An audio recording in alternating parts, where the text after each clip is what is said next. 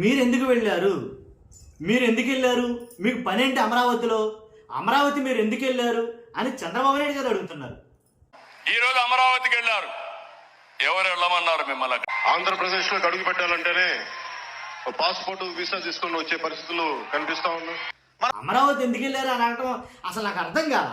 ఇప్పుడు అమరావతి ఆంధ్రప్రదేశ్కి రాజధానినా? ఇప్పుడు అక్కడికి అందరూ వెళ్ళకూడదా? కొంతమంది మాత్రమే వెళ్ళాలా? ఎవరికైతే ఐడెంటిటీ కార్డులు ఉన్నాయో వాళ్ళే వెళ్ళాలా? అమరావతికి జగన్ గారు వెళ్ళబోతున్నారు. విషయం మాట్లాడదాం. మాట్లాడే ముందు నాకు రిక్వెస్ట్ ఉందండి. రాష్ట్ర ప్రజలందరికీ వాస్తవాలు తెలియాలి. ఏది నిజం, ఏది అబద్ధం అనేది. కానీ తెలియాలంటే మీ బాధ్యతగా మీరు లైక్ చేయండి. మీరు లైక్ చేస్తే ఎక్కువ మందికి ఇన్ఫర్మేషన్ చేరుతుంది. ఈ వీడియో ఎక్కువ మంది చేరుతుంది. కొత్తగా మన ఛానల్ చూస్తే పక్కగా సబ్స్క్రైబ్ చేయండి. మీ అమూల్యమైన అభిప్రాయాన్ని కామెంట్ రూపంలో తెలియజేయండి. ఇప్పుడు అడుగుతున్నా, ఖచ్చితంగా అమరావతి వెళ్ళాలంటే పాస్పోర్టు వీసాలు కావాలా? అలాంటి ఆఫీసులు ఏమన్నా తెరవబోతున్నారా? అంటే అమరావతిలో పాస్పోర్ట్ ఆఫీస్ ఒకటి, తర్వాత వీసాకు సంబంధించిన ఏదైతే ఇమిగ్రేషన్ అయ్యి చేసే ఆఫీస్ ఒకటి తెరవబోతున్నారా? ఎందుకంటే అందరూ వెళ్ళడానికి లేదు కదా. అమరావతి అయితే మీరెందుకు వెళ్ళారు? మీకు పనేంటి? వైఎస్ఆర్సీపీ వాళ్ళు వెళ్ళకూడదు, పలానా జనసేన వాళ్ళు వెళ్ళాలి, పలానా టీడీపీ వాళ్ళు వెళ్ళాలి అమరావతి, ఆ పార్టీకి అక్కడ ఎంట్రీ లేదు అని అంటే దాని అర్థం ఏంటి?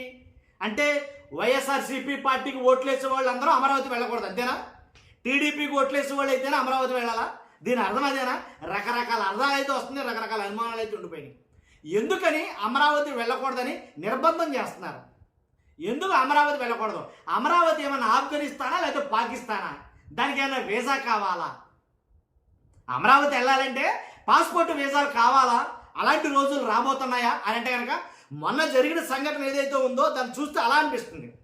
ఏదైతే పెనుమాక ఉండవల్లి ఆ రైతులు వాళ్ళు పడుతున్న ఇబ్బందులు, వాళ్ళు పడుతున్న కష్టాలతో వైఎస్ఆర్సీపీ పార్టీ వాళ్ళని రమ్మని పిలిస్తే వాళ్ళు వెళ్ళినందుకు అక్కడ ఎంత రాద్ధాంతం జరిగిందో తెలుసు, ఎంత దౌర్జన్యం జరిగిందో చూసాం మనం. కాబట్టి ఏది ఏమైనప్పటికీ అక్కడ జరుగుతుంది అక్రమం కాదు, అక్కడ జరుగుతుంది అన్యాయం కాదు, అక్కడేమి స్మగుల్ గూడ్స్ ఏం తయారు చేయడం లేదు కదా, దొంగ రవాణా ఏం జరగట్లేదుగా. మరి అలాంటప్పుడు భయం ఎందుకు? వెళ్ళనివచ్చు కదా యథేచ్ఛగా. వెళితే చూస్తారు కదా ఆ అభివృద్ధి, ఆ కట్టడాలనే. తప్పేంటి? రైతులు రమ్మని పిలిచారు, మేమే పిలిచాం, మేమే రమ్మన్నాం అని ఖరాఖండిగా తెగేసి చెప్తున్నారు వాళ్ళ రైతులు. కాబట్టి వెళ్ళనివ్వచ్చు కదా. వెళ్ళనివ్వకపోతే మీరు ఏదో తప్పు చేస్తున్నారని సంకేతాలు వెలువడతాయి, దాంట్లో ఎలాంటి ఒకటి లేదు. ఇప్పుడు అదే చెప్తున్నా. ఇప్పుడు వైఎస్ఆర్సీపీ పార్టీ నుంచి ఏదైతే రైతు పరిరక్షణ లీగల్ టీం అని ఒక టీం ఉందో, ఆ తర్వాత వాళ్ళంతా కలిసి వెళతామంటే వద్దని అడ్డగించి రాళ్ళు కర్రలతో దాడులు ఏదైతే జరిగాయో అలాంటి దాడులు మరలా జరగబోతాయా? ఎందుకంటే వెళ్తానన్న వాళ్ళు వెళ్ళకుండా మానరు. ఈసారి డైరెక్ట్గా జగన్ గారే వెళ్తారేమో, చెప్పలేం ఏం జరుగుతుందో. జగన్ గారు వెళ్తే కనుక జగన్ గారు కూడా ఎంతమంది వెళ్తారో తెలుసు, ఎంతమంది రైతులు ఉంటారో, ఎంతమంది కార్యకర్తలు ఉంటారో మీకు తెలుసు. కాబట్టి జగన్ గారు వెళ్ళాలని తలంచితే, ఒకవేళ జగన్ గారు వెళ్ళాలని తలిస్తే పరిస్థితి ఏంటి? ఇప్పుడు బోర్డర్ నుంచి సెక్యూరిటీని తీసుకొచ్చి దారిపడి ఊతం నించోబెడతారా? అర్థం కాలేదు. ఎందుకంటే మరి అమరావతి వెళ్ళకూడదు కదా, వెళుతూ కుదరదని అంటున్నారంటగా. వద్దు అమరావతి రావద్దు అనే వాళ్ళలో రైతులు నిజంగా వాస్తవంగా రైతులు ఎంతమంది ఉన్నారో, అక్కడికి పిలిచిన వాళ్ళు అందరూ రైతులే, దాంట్లో ఎలాంటి డౌట్ లేదు. ఇప్పుడు వైఎస్ఆర్సీపీ పార్టీ వాళ్ళు రమ్మన్న వాళ్ళందరూ కూడా రైతులే. ఎందుకంటే వాళ్ళు ప్రెస్ మీట్ పెట్టి మరీ బహిరంగంగా చెప్తారు, మేమే రమ్మన్నాం, మేమే రైతులు, ఇదిగో మా కష్టాలు ఇవి అని చెప్తున్నారు. మరి రావద్దన్న వాళ్ళు కూడా నిఖార్సైన రైతులేనా అక్కడ? లేదా కార్యకర్తలు, లేదా రైతుల ముసుగులో ఉన్న వేరే ఏదన్నా?